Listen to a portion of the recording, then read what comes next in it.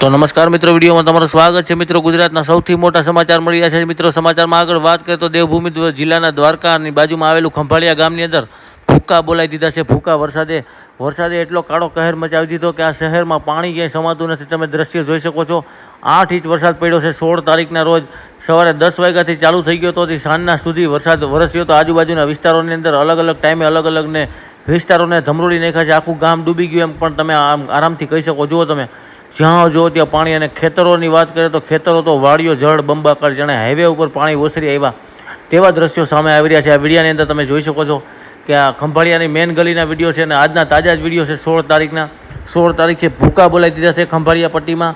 અને પોરબંદરમાં પણ સારા એવા પડ્યા છે. પોરબંદરની આજુબાજુમાં કુતિયાણા સહિત દ્વારકામાં પણ વરસાદ પડ્યો છે. લાલપુરમાં પણ થોડા ઝાપટા પડ્યા છે. રાજકોટમાં